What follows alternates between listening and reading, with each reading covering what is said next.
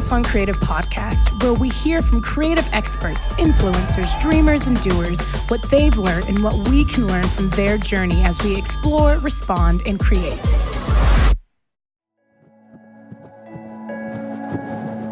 Hey, it's Rich Langton here, and I'm so glad that you've joined us for another episode. Today, we're going to jump into one of those topical-based episodes for you that we talked about at the start of the year. Whenever I talk to people about creative teams and about building a creative team, one of the things that comes up over and over again is how do you build a creative culture? How do you develop culture and a strong culture within a creative team? Or how do you keep a creative culture going? How do you keep the momentum with that? So today, I'm speaking with Muchiri Gateri, who heads up our creative production department, and also Annie Garratt, who's one of our worship leaders and key leaders within creative. And we have a discussion about how we at Hillsong Creative have built and developed and maintain our own creative culture. Obviously, it's built on our church culture from Hillsong Church, and that comes from Pastor Brian and Bobby, but we get into the nuts and bolts of how we do that as a team. Let's jump into it. Here we are on a Thursday night. We've just had team night. I'm here with Muchiri Gateri and Annie Garratt, and hello, Rich. Thank you for coming in. Hey, it's good to see you. We are happy to be here. You guys are great.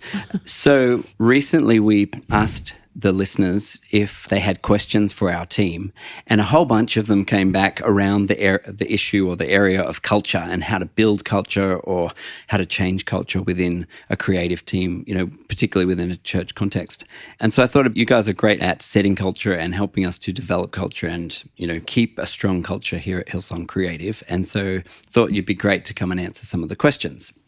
Pastor Brian often will, if he's talking about culture here at church or within our staff team or whatnot, he will say something like, you can't build or you don't build a culture, you be a culture. So you have to be the culture that you want to see. So maybe Mush, do you want to just kick us off by just sharing about your perspective on that, on being the culture?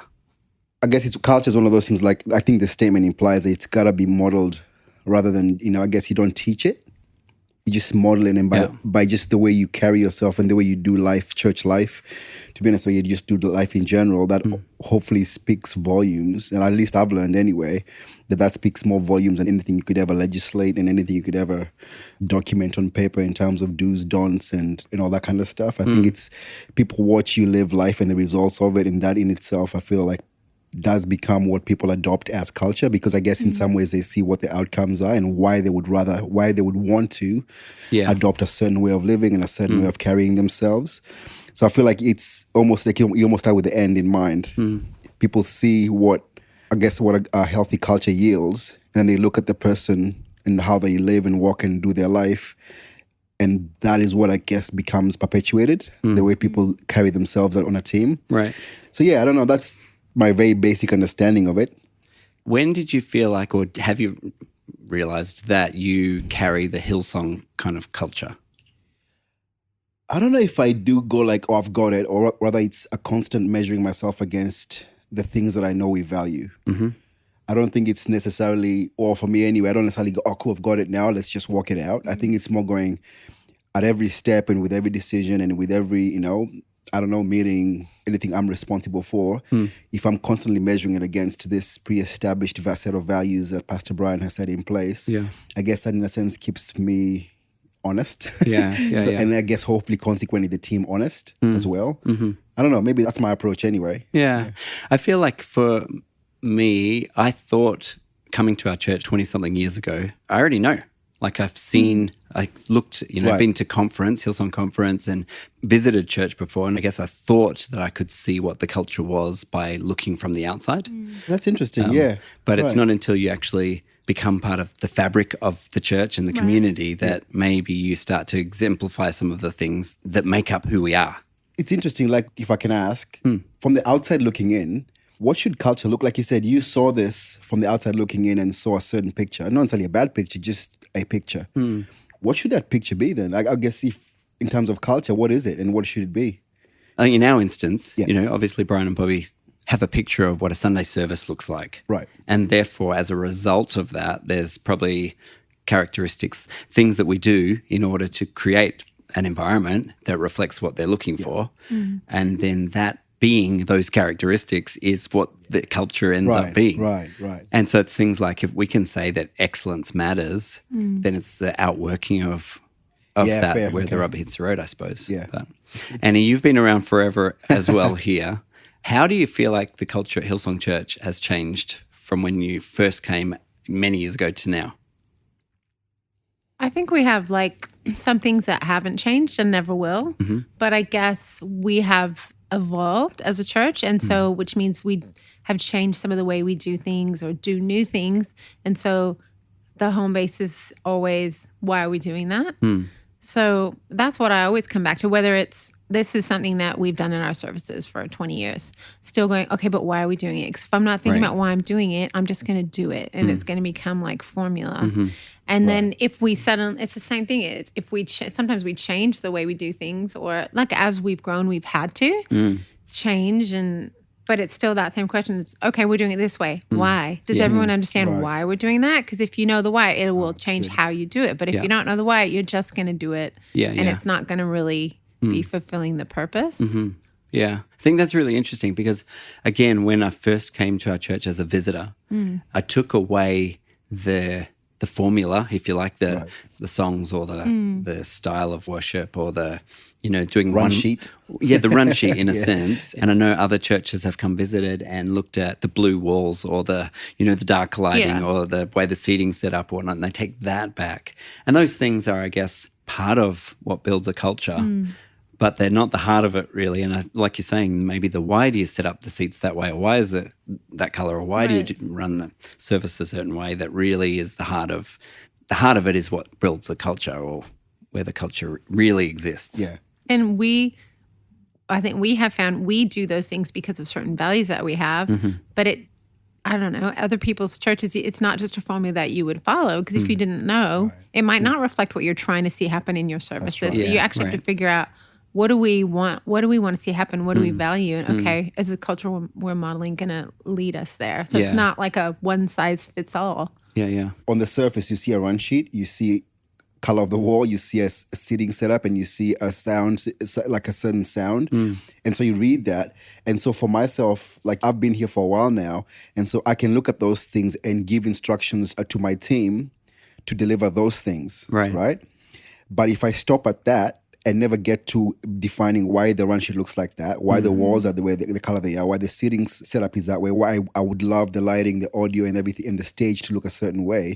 If it's only ever delivered in the sense of give me these outcomes, then I feel like you could stand the chance to lose the culture, because then people now begin doing activities with no reason, in that sense, because like Annie said, some of these things change. But now if people are attached to the thing they do and not why of what they do, then it becomes very difficult later when you want to progress and develop a team and change direction or grow and innovate, because now people are attached to the thing and not the why behind the thing. Yeah. And that's, I think, the dangerous thing. And I think for myself, I've got to remember, just because I know it doesn't mean that the team I'm leading knows it. And so I've got to extend my conversation beyond the look of the lighting or the run sheet. Yeah. Yeah, it's good. So we've got a bunch of questions from listeners around culture, and I figure what I might do is throw them out there and you guys can speak to them, and I'll add some thoughts as well as we go. So the first question that we have is from Chelsea, and it says, where do you start when culture needs to be recreated? So obviously all the time, I guess reading it, in between the lines of the question, there's going to be a culture no matter what, right? Well, that's true. Yeah, so what if you've come into a leadership position in a team and you realize it's not the culture that you want or that you think is befitting the team? What do you do?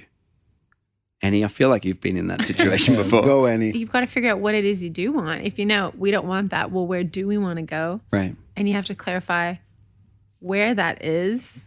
And I think, and that's not an overnight thing, because steering culture, I think some things are quick and some things take a while for people to get on the same page as you. But I think people just need, like even just with all our teams, like a practical thing like our vocal team or our musicians, at some point when they're introduced to our team, they know what the expectation is. This Right. is what it means to be a musician on our platform. Not just this is what you play, but this is as people and as this is why we serve and why we volunteer. Like they have an understanding of what the expectation is. I think when people don't know what it is, there's nothing to rise to, and you can't measure, are we there or are we not there? So I think you've got to establish, if this isn't where you want to be, where is it that you do want to be? Right. And begin to model it and to speak about it and share that vision. But you've got to, if you don't model it, people won't be able to follow it. Yeah. Yeah, I think you're right. And lots of that will depend on you as the leader, right? Right. So I guess if people are not where you want to be or if the team is not where you want it to be, I guess I would start by looking at myself and going, Right, hey, where like am you I? said, what do I want? But who am I? Yeah. Am I worth following and worth listening to? And am I communicating clearly? And am I doing it in a grace-filled kind of way? Right. Or am I being demanding and expecting perhaps something of them that I wouldn't do myself? Right. There's a whole bunch of inner stuff to look at, even before you have any expectations on the team. But maybe once you get that stuff right and clarified, then Mush, how can you communicate clearly to the team? And is that a once-off thing or, obviously I'm leading here, but Yeah. I think also it's certainly not a one-time thing for various reasons. First of all, there's always new people coming onto the team. Secondly, I think as human beings, I've heard it once said before, like a lot of the stuff in life that we know what we need to do in life, we need more reminding that we need instructing. So we need to keep informing our people because church life looks like, especially for us here, there's a lot of outcomes expected at the front line. And I think without the constant reminder of what's actually driving us towards those outcomes, we get enamored and maybe even just, I guess, consumed with the actual outcome and park ourselves there. Yeah. And so, but that can never sustain you. When the work gets hard and, you've got to try again and you've got to, what keeps you going is understanding why you're doing what you're doing and that culture that you've bedded into your team of why we're here. Yeah. And why we care. Yeah. Why are we doing this for the third time? Why are we doing this for the 100th time? Yeah. It's because it has value for the next person who's coming. Or, just that value and reinforcing. It's just that reminder because human nature tells me that in time, things get eroded when they get neglected. Or if we're not reminded, we do forget. So I think in the busyness of church life, it makes absolute sense. We do everything. There's everything else in church, almost everything else in church life gets repeated and gets done. And if there's anything worth repeating, surely enough, it's the culture and the why we do what we do. Yeah. So I feel like always doing that will always get us in a place where people actually can work hard, but with the right foundations. Yeah.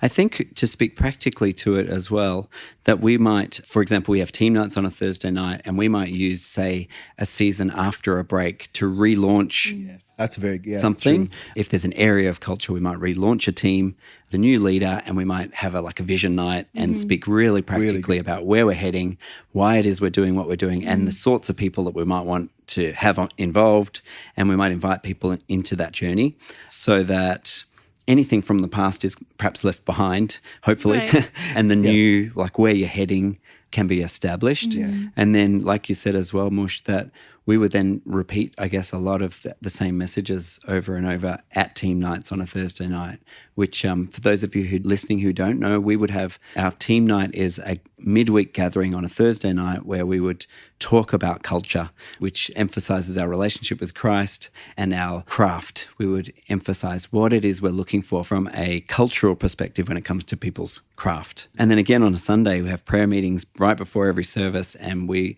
would speak life about the service and pray for the service and tend to reiterate some cultural sort of values again there as well, and other places too, but real practically, I guess they'd be two.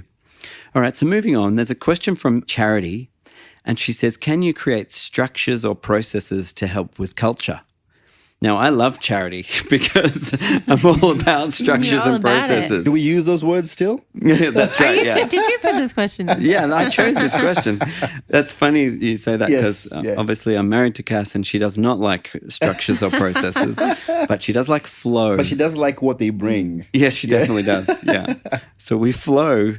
Realistic, you need structure, right? You need some processes, and we have those, although they're not the emphasis. Yeah, I think that's the point I was going to make. I think the idea is they're not king. And that's the biggest thing to remember, because I think, depending on how you're wired, these things, the structure can become the be all and end all. And so you pursue to get this ultimate structure that will see you achieve everything you need to achieve in right order, keeping all your resources intact and ticking all the boxes and in time. And like, so you pursue the structure, and then in time you find that you're pursuing the structure more than you are why you decided to pursue a structure. Yeah. Yes. So I think the biggest key, and I know I'm wired this way, is not to let the structure become the driver, rather than let the structure become servant to what outcomes and what things we want to see happen. Yeah. That's critical. I think so. Because like Annie, it can become rulesy really easily, right? Totally. And so then the structure or the rule becomes what you're fighting for. That's right. Instead of the heart of it. Yeah, but I think even the structure can be as simple as like our team night is part of like, you know, the framework that we've put in for our team. It's like, it's important to us to gather once a week around this together. It's not this like rigid formula, but it's like things that we put in place because they're important for culture. Yeah, right. I think it's great. So then Malia asks this. She'd like us to talk about creating culture from the top down so that it seeps into everyone and every part of the team. It almost speaks for itself. Yeah. That's exactly what you want to do, right? So from that perspective, though, what if someone finds himself running a team, creative team or a worship team, and the culture that's coming from their senior pastor or senior leadership is different to what they would like to bring? What do they do? I think that as the creative pastor, if you're a volunteer, that you're submitted to your senior pastor and like his vision for the church or what he has in mind. So my first question, if I was running a creative team, would be, what does my senior pastor want to see within our team? Yeah, surely, I guess, I imagine we're not forming anything that's outside of, like when I'm forming my cultural values specific to my team, hopefully they're not being done in isolation. Hopefully they're being done in light of whatever has been established, either, you know, from mission statements, vision statements, actual cultural values that my leadership would have spoken of. And hopefully I'm deducing taking that and distilling it down to the team that I'm responsible for. I don't know if I should be kind of creating it at my level. Which is funny that you both answer so strongly on that, because obviously that's a cultural value that we have. Totally. That's right, That's something really strong That's in our church, that we have one vision and it comes from Pastor Brian and Bobby, and we outwork that vision appropriately within creative, but we don't create our own. That's really hard to get your head around, though, I think, if you're from a church where that's not the norm, if that's not the culture. So I guess it depends on the circumstance and what the culture of the place is. Maybe it's appropriate for you to have a vision for creative team, and maybe the senior leadership is okay with that. Yeah. But I guess either way, what we're saying is you'd want to know what the culture is, what the senior leadership is, and submit to that rather than just going off on your own, whichever way it is. I do find it quite freeing, because in a sense, it's almost like I don't necessarily need to reinvent it. Like, you know, I mean, like, I think, like, you know, when Pastor Brian has been fair, is one of the things he's very clear of is, you know, the cultural values. And I think that, in a sense, is actually quite freeing for me as a leader to know that my team needs to be pointing in the direction that he's pointing in. Yes. Yeah. And that sounds really simple, but that's actually the beauty of it, that it is that simple. So I can do that and get on with the responsibilities that I have. Yeah. Rather than if the creation of the culture and the setting of the tone is resting with me. I mean, I guess it's doable, that's fine, but it's nothing necessarily wrong. But it's just, you know, for us, I don't know, it makes sense when you're in sync with what your leadership is trying to do. Yes. Yeah. And obviously the Bible's clear on where unity, there's blessing in unity. That's right. And so if you can get on board with that, be united in that, then it's gonna be best. Even though, so this is an interesting follow-up question, which is from Rich, me, not from someone. But I guess for both of you, have you always been able to just so easily jump on board with the vision, or have you had to work on that? I've had to work on it. I mean, some things are a no-brainer for me. It's like, oh, absolutely. I know why we're doing that. But I think because we have been here a while, and so we have changed the way we do some things. And I can remember a season going, why am I finding this really hard? And I think it was because I was just stuck thinking an old way. Right. And I wasn't seeing the new way yet. And I was kind of like, but this is why we do this. And this is so important because it's been ingrained in me. But it was actually time to go, yeah, that's still important, but this is we're in a new season. And so, I have personally found that I had to there was times where I had to be like, okay, get with this. Like learn how to see things differently and value something that maybe you didn't notice before. Yeah. I've definitely found that as well, particularly, I guess, growing up in another church and then coming here as an adult.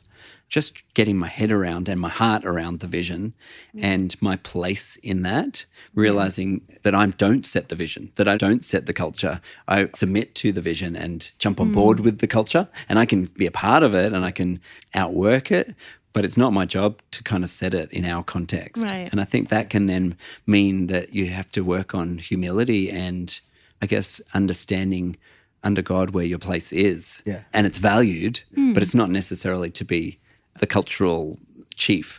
Right.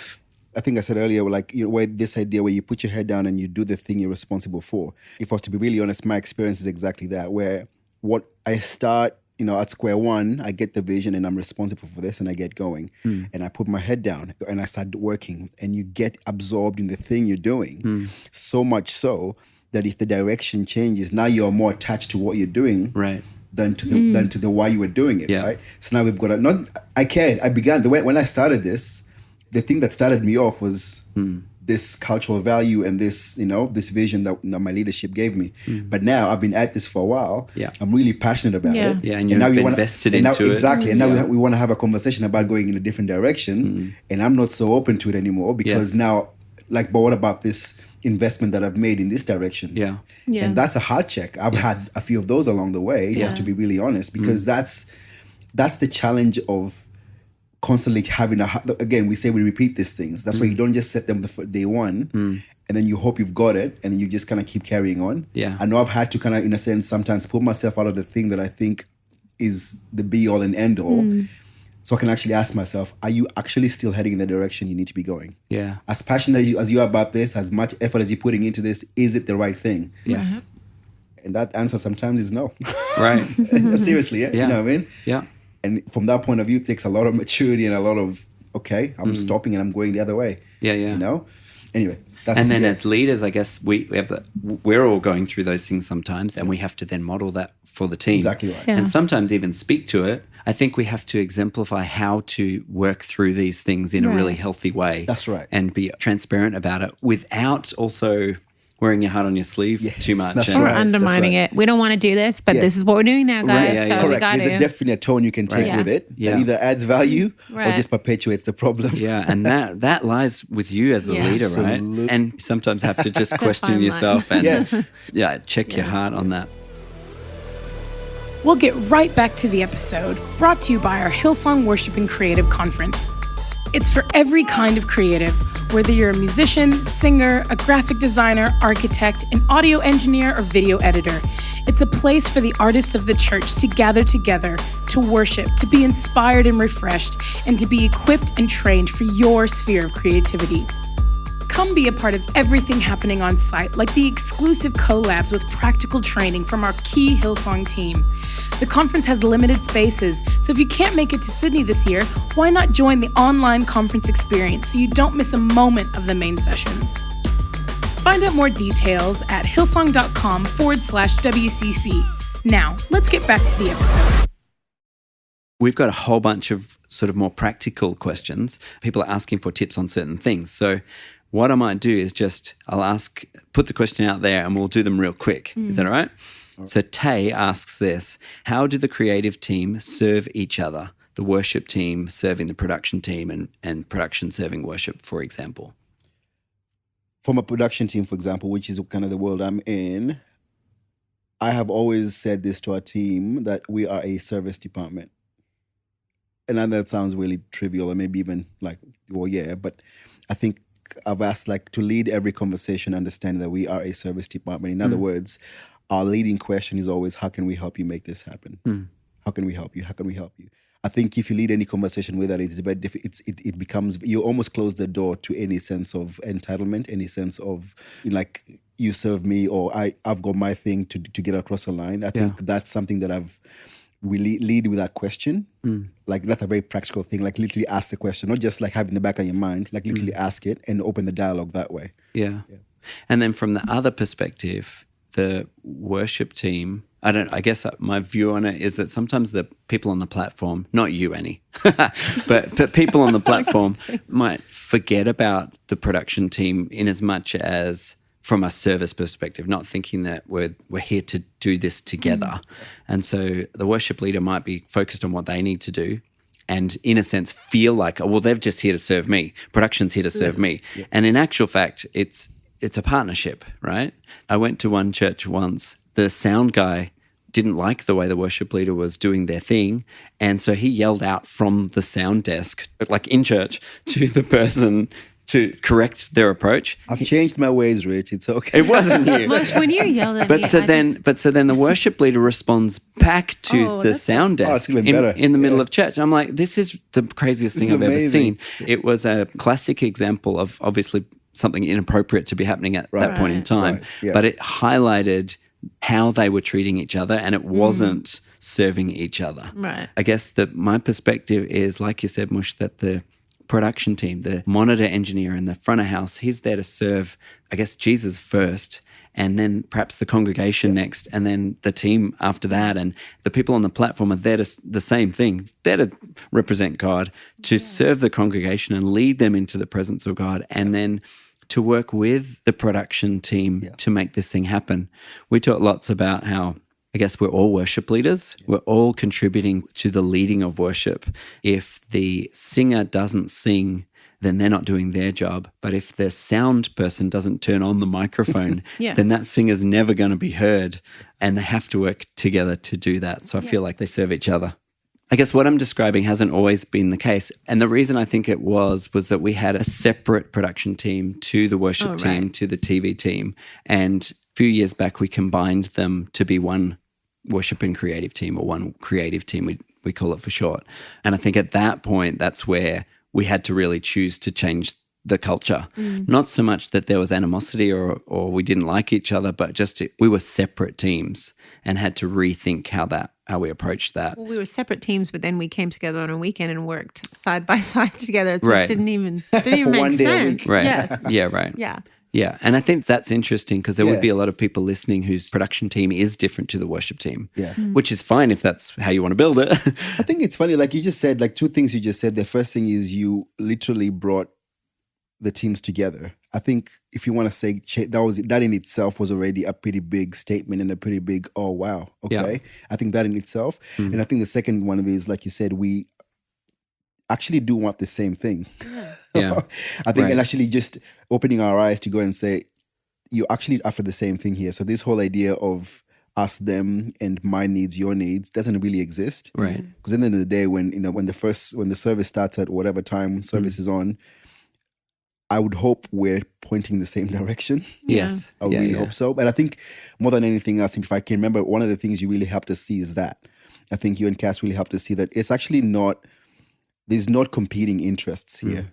It's one service you're trying to make happen. And so you might as well understand that you guys are complementary. None of you guys have everything that's needed for a service. Yeah. Right. But you guys have what the other person needs, each of you. Yes. So how about we all point in the same direction, Right. prefer each other, Yeah. and and here we are, however many years later, Yeah. and I would say we're in you've done a whole bunch more, but I would say that's some of the more hallmark things you guys did to at least really at least detach us from that old way of thinking was that. Right. Yeah. And I guess real practically then, the way we've tried to do that and the way you guys have helped us with this is around communication, right? Right. And even now, I remember even this week or last week, we had a conversation in a meeting where we were talking about the need to reiterate some conversation where people weren't getting what they need. Yeah. And really all it was somebody had to actually pick up the phone or go and turn up in someone's, in front of someone and say, hey, do you realize that we need whatever it was, we need this in order to achieve that. Yes. And at the moment, we're not able to achieve what we need. Could you help us with that? And I think, when you have relationship and strong communication like that and you are heading in the same direction, it's easy. Yeah. But when you let distance sort of come between you and those conversations don't happen, then it's so easy to lose the unity. And then once you lose the unity, it's so easy to then lose the culture and not achieve what you need to do. Yeah. This is an interesting question from Amber. She says, how do you call out or correct creatives while being aware of their sensitivities? Oh, I think that's kind of pretty case by case. It just depends what you're talking about, if this is like a specific thing with a person or like a general thing in a team. I think that happens. So let's sort of read between the lines a little bit. I'm quite happy to yell across the sound desk for you. You just yell? Yeah, it's I like great. that example. Yeah, it's right. great. I think it's the language is interesting about calling out or correcting. I was actually going to to me say that. about I would that. say, how do you encourage people towards something different? And Right. Yeah, if I was going to kind of, do a bit of an, I guess, dissect that, I would say already I think the stance is potentially misguided a little bit, if I can be as bold as saying that, because I think calling out already implies confrontation and me telling you why you're wrong. And even though inherently you might need to do that, I think the thing you want to do more than that is actually help somebody get better. Right. And that sounds like, oh, yeah. No, but seriously, that it is. Because I think approaching problem solving from a point of calling you out versus I need to help you get better, it changes the tone of conversation. It changes what I'm actually how I lead the conversation. Because calling out involves me just exposing what's wrong. Yes. But that's just step one. There's like 9 other steps, if I really am committed to you, that involve you getting better at what you do. I think stopping at calling out means I'm just going to open the bag, let the stuff fall out, and we're all going to stare at it. Well, okay, then what? Yeah. You know what I mean? So I guess what I'm saying is like it's always going to be a commitment to the person. If I'm going to choose to have a conversation with you about something that wasn't quite right, I'm not going to have it if I don't have your best interest in mind or at heart. So then practically, Annie, say there's a vocalist who isn't learning the lyrics, for example, and you have a cultural value as a leadership team where you want the singers to know the songs. How do you approach someone knowing that they might be a bit sensitive about it? I would just have a conversation, not publicly, like really practically. I think about how well I know that person, or do they have a direct oversight that they have a lot better relationship with, that maybe it would actually make more sense coming from them, and just chat about why some of the things that we do are important, like why it's important for us to know the songs and come, because it actually helps us bring our best, because we're confident when we know the lyrics, and because church deserves our best. And I think you can, we have to get good at judging what is a sit-down conversation and what is something you could just address and cover it. Like, this is a bit of a sidetrack, but one thing Cass does every year that she does really well, but it's really lighthearted, is the beginning of our year, like our first team night, we often have a lot of new students, new on the page, or people just new to team night. And I know there's people in our church that other people know, maybe have seen on social media or know before they actually have a relationship with them. She gets up and she just says something along the lines of like, great, welcome to the team. You are part of our family now. We're all family. We don't take photos of people. We're not weird because we're just on the same team. It's not this huge correction, weird thing. It's just this kind of lighthearted addressing. This is a cultural thing. We're all family. This is how we treat each other. So I think you look at your situations and judge, what does it require? Right. Which is great. I think that we use team nights like that quite a lot, and gatherings where there's multiple people to talk about things more generally, and to, again, back to the why would we want to learn the lyric, or why would we want to not do a certain thing, or to do a certain thing. And then sometimes, though, there is a specific situation where someone is, I don't know, perhaps dressing inappropriately for the platform or something like that. And I guess in my experience, more often than not, as a leader, approaching it with humility and not with a sort of correction mindset, coming to them, and more often than not, they're really grateful for coming and talking to them about it and calling out better in them, or slightly realigning their thinking about something. And I guess having a conversation rather than a lecture can be helpful. I feel like often when you approach something with if I needed to catch up with someone maybe new to our team, or my first thing is, how are you finding things on our team? How are you going on our team? Often just in asking a question, you're going to find, I'm actually having such a hard time. I have no confidence. When I turn up, I feel nervous. And then I go, okay, that makes sense why that happens. And I'm actually getting a bit of understanding before I'm just trying to fix a problem. I'm thinking about I have the person's best interest. And sometimes it all makes sense and you don't need to do a whole lot. I think you're exactly right. I think out of immaturity in the past, I've gone straight to, no, I need to achieve a task and you're not helping me achieve that task. And I'm going to have to be responsible to someone else, my oversight, because you're not achieving my task. Rather than, like you say, having a conversation, finding out where the person's at, why it is they're approaching something the way they're doing it, whether that be they're turning up late and it's because they have another, like they're working that day or something and they have a shift they can't get out of, and that's because of other circumstances. And there's, often, like you say, It's usually the case anyway. oh, yeah. Like there's always a reason for why people are the way they are, particularly if you have put out there a real strong sort of culture. If you've set the vision and someone's not sort of living up to that and everyone else is, there'll be a reason. So, like you set the vision and you say that, but I think it's actually just as important to set the vision of constant improvement in the fact that we actually, on this team, when someone joins a team, on this team, part of what we do is we look for feedback from each other and we do address things for the sake of each other's getting better. Yeah. So it's not like something that's out of the norm. If I come and talk to you, it's not something that's happening out of the norm. It's just what we do. Yes. A conversation about you getting better is not out of the norm. It's just what we do. Yes. But you said that when someone joins a team, part of them understanding the vision, the outcomes and what's expected is also understanding that, hey, from time to time, as necessary, we have some conversations and look at how we can do things better and how we can help you do things better if you're not quite where you need to be. Yeah. And so when it happens, it's like, I know this was spoken to me about. I know why this is happening. It's just part of what this team does. I'm welcoming it. Let's do it. Yeah, great. So Miguel asks, how do you create a creative culture with people who think they're not creative? Probably need to start off by speaking that into them. If they've already disqualified themselves from being creative, then they're not going to feel like they have much to bring. Yes. Yeah. Yeah. A lot of people do that, right? If you say, oh, are you creative? They'll say no. But you go, but you play guitar and you sing and you you paint sometimes, or, maybe that's too far. Maybe they don't do all of that if they're saying they're not creative. But oftentimes people just don't associate themselves with whatever their mindset of what being creative is. And like you say, you can speak that into them. For sake of time, I'm going to move quickly. We've got a bunch of questions, and I figure just if we can answer in a couple sentences, just like a lightning round, that'd be great. Real practical answers as much as we can. So Emily and Elijah, they say, how do you cultivate humility? I think you first model it. Perfect. Exactly. Okay. Tay asks, I see a lot of fun and goofing off, being weird and silly. Does it help keep you humble? Yes. Great. These are the lightning round. Okay. If there's more needed, let me know. Ian asks, the influence of secular culture, if you could talk about that in both a positive and a negative way. The secular culture, how does that influence us as a church? In the world, not of it. Right. The Word of God in Corinthians talks about using everything we can that some might know Christ. And so there's things that we might take from the culture around us. Yeah. Like you say, we might be in the world but not of the world, but that doesn't mean we can't sort of redeem some things to the glory of God and utilize sort of things that people might know in the culture in order to point them to Jesus. Yeah. And we'll do that all the time, but also at the same time, we're pretty picky as to what we might use and not use. People might not like our choices, but we do think about it quite a lot. All right. Kendra says, what are some disciplines that creatives in the church should have? Read your Bible.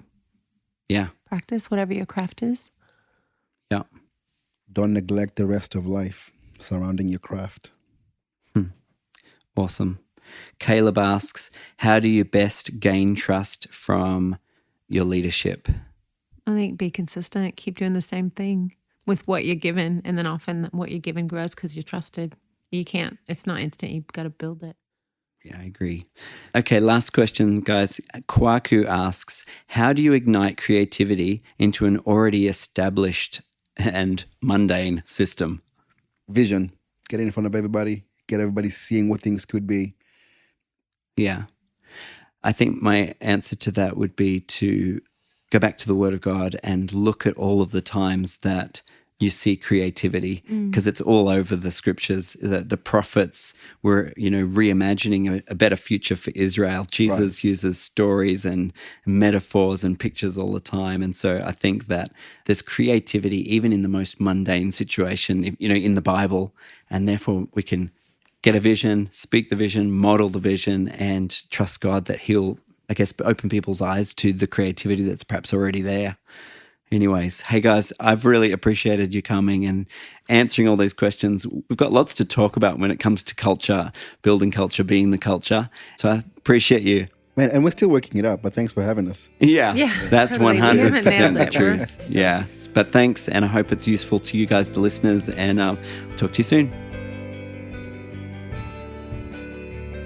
Hey, I hope you enjoyed that and that it helps you with your creative culture in your team or even personally in being the culture that you want to see. If you'd like to hear more from Muchiri, we interviewed him in episode 37, and I'd highly encourage you to go back and check that one out. And if you'd like to suggest a topic that we cover in one of these episodes, or if you have a question you'd like us to answer, then let us know by jumping on Apple Podcast, writing a review and including your question or your topic in the review. We'd love to hear from you. It's always great to get the feedback and also to give us direction on where you'd like us to head. That's it for today's episode. I hope you've enjoyed it and it's been useful for your journey.